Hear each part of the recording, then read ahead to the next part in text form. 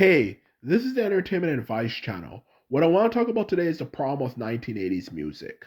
So, when it comes to talking about music and so on and so forth, especially when it comes to how we can make it better, which is the point of my channel, um, at least one of the biggest points, along with entertainment in general, advice on entertainment. One thing that I do like to discuss is lessons to learn from history. And when it comes to this particular decade, it definitely offers some very insightful lessons on music in general and lessons that we can learn from music so we don't repeat the same mistakes. And that's what I'll be talking about today is the problem with 1980s music. So now that I mentioned that, let's get started. So when it comes to the problem with 1980s music, what is the problem with 1980s music? Well, the simple problem with 1980s music is simply down to the fact that it's too upbeat. Now, what I mean by upbeat, if you're not familiar with the term, it means is that it's too happy, it's too cheerful, and that can be problematic. And don't get me wrong, there's nothing wrong with making music about happiness and being in a good mood and stuff with a positive message. But the problem I have with 1980s music is that it's too much like that, which of course is problematic because there is not a good balance between positivity and negativity. Okay? And when there's not a good balance between positivity and negativity, it creates a situation where where you just hear one thing and of course there's going to be a group of people who don't like it and so on and so forth. And then they develop an immense hatred for it.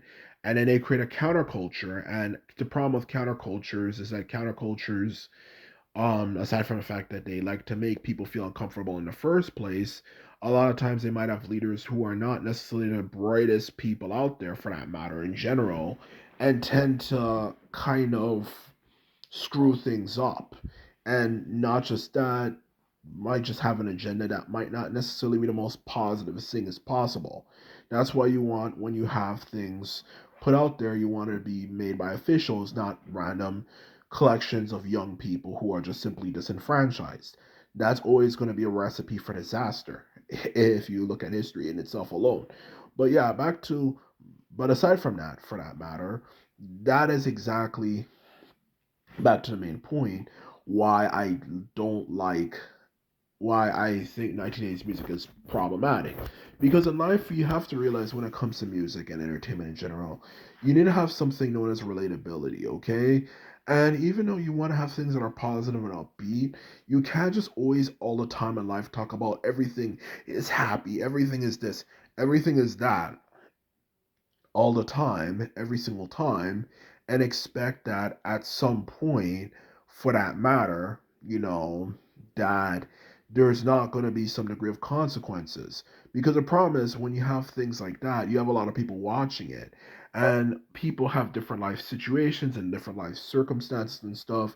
And when people are looking up all this type of stuff on the TV all the time, oh, they're so happy and this and that, and their lives are problematic and troubled, it's not relatable to them. And that's one of the biggest reasons why rap music was actually formed in the first place. Because the disco scene, which of course at the time in the late 1970s, um, late 1970s, which just generally, let's be honest, represented black music.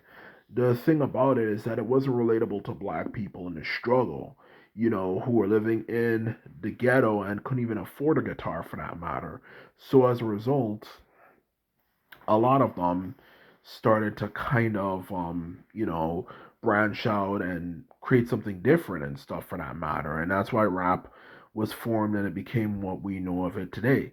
Besides, the truth of the matter is, in general, the thing is, for that matter, okay, um, aside from that, aside from, of course, the fact that rap has quite a lot of negative aspects to it, for that matter, okay, the point I'm trying to get at here is that if you want anything to work when it comes to music, you have to have a greater balance, okay?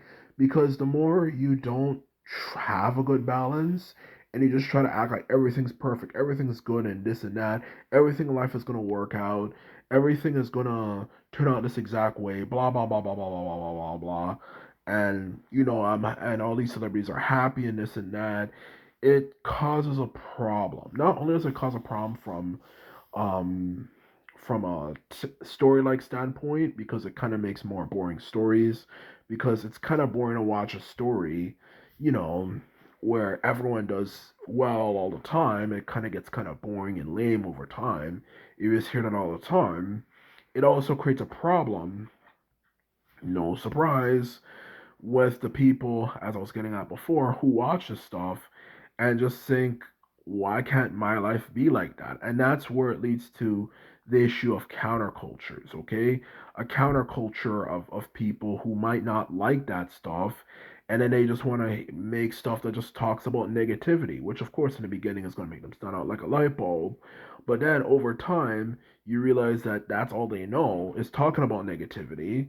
And as a result, they're not gonna have anything else that they have to talk about, and then it becomes kind of depressing and tiresome because you don't want to just hear all the time about negative stuff all the time, because then that can get depressing and tiresome, just like what happened to in the 1990s when grunge replaced, of course, no surprise, 1980s hair metal, which hair metal was very upbeat and stuff, and grunge was of course very dark and, as it would claim, realistic and so on and so forth.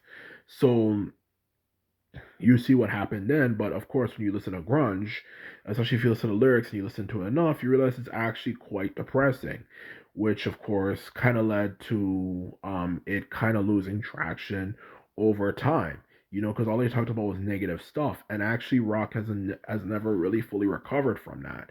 And they, even when you listen to new metal, which is not as bad as grunge when it comes to being depressing, it's still depressing, and they still talk about depressing stuff and so on and so forth. So that's exactly the point I'm trying to get at here. Okay, you need to have a balance between different things, for that matter. You need to have a you balance between those things, because I just feel like if you don't have that balance, if you just have someone who just talks about positive things, it leads the path to countercultures, and then those countercultures just talk about negative stuff, and they might not really ever change or stop doing it. So the best thing to do to prevent something like that from happening is to have a good balance in the first place, okay? And the 1980s had that way of thinking. Everything's positive, everything's going to go well, everything's going to work out. Don't worry about it. Life is like that. Everything has its issues. We all have our issues and this and that, but everything works out in the end of the day. And that is, even though that is true, sometimes things don't usually work out exactly as well as we would have wanted them to work out, if anything, and usually in life. And sometimes things don't work out at all. These things overall do work out, but specific things sometimes just don't work out. And you also have to take in consideration, even though it might work out for most people, doesn't mean it works out for everyone. And they're still people too, and they still have a voice. So you kind of want to be kind of careful with that type of stuff, though. And that's exactly what I'm trying to get across here. And that's exactly the truth of the matter.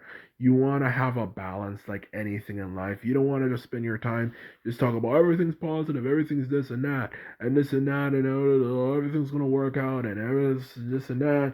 And eventually, sometimes in life, you realize things really don't work out that well. So you have to be very cautious. You have to be very suspicious. You have to be very concerned whenever you try to do anything. The best way to look at it, which I was getting at before, is to have a good balance, okay? So you can have something that's positive in the media and also have things that talk about negativity. So there's a good balance. So you don't have to worry about anyone taking it over, and then we're gonna have to go through some era where you just hear from people who just talk about things being negative and this and that all the time, just like the emos and the goths of the past. Oh my God, Yeah, I don't. Yeah, uh, you don't want those people taking over the mainstream because then everyone's going to talk about negative stuff all the time, and then it gets kind of old and depressing. So if you want to kind of prevent situations like that from happening, you want to make sure there's a good balance in the first place because not everything's for everyone in the first place. Not to mention people are in a mood for different things based on different circumstances, and so on and so forth. So just don't do that. And anyway, this is my video. I hope you learned something new and found it informative as well as interesting. And if you like this video and videos like this, remember to thumbs this video up and hit the subscribe button. And this is all to say, and simply put, I'm out. So bye.